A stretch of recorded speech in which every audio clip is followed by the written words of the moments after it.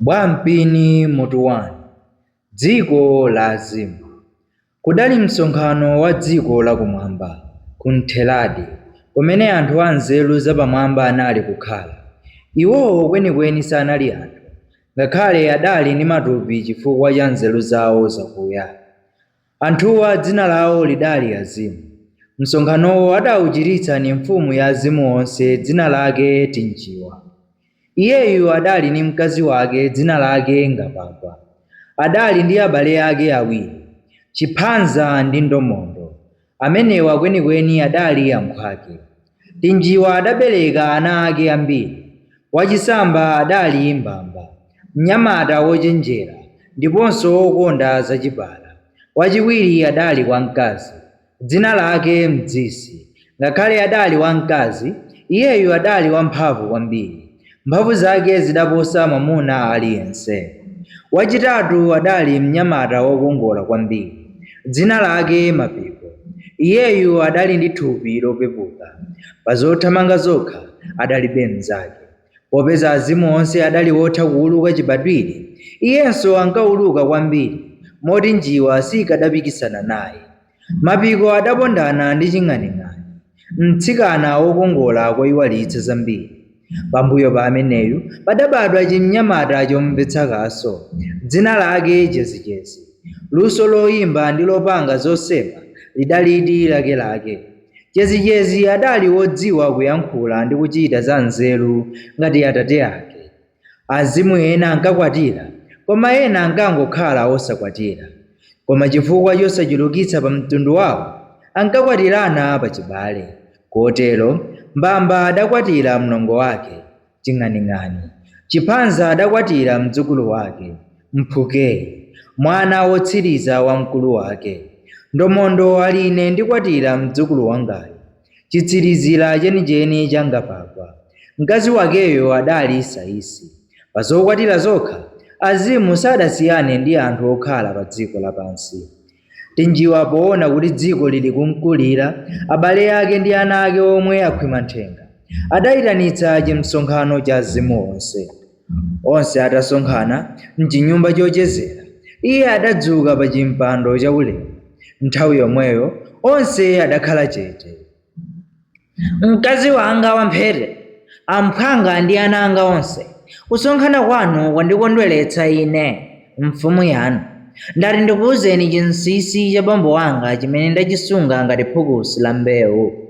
Mukulidziwa dziko lino mukukhala? Tayang'anani pansipo. Dziko ilo likuoneka, mukulidziwa? Nanga pansi pa dziko limene likuoneka, mukulidziwanso? Bambo wanga adalenga mayiko atatuwa. Loyamba ndi lino tikukhala, lachiwiri adalipatsa kwa anthu apansi, mukuwaonawo. Lachitatu lili pansi penipeni, ndiye kumene ndimatumiza anthu akufa. Ife sitifa, koma apansi okhawa. Dziko lino ndi ntheladi, la anthu amoyo apansiwa ndisachokeka, ndipo la anthu akufawo ndi midimba.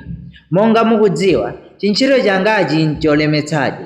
Ndimalamula mayiko atatu onsewa, ndikupereka zonse zofunika. Lero mwakula mphwanga ndi ana anga, ndiye ndati ndikugawireniko udindo wanga. Akulu, ndikudulani, sichipongwe ayi, mwachita bwino kwambiri.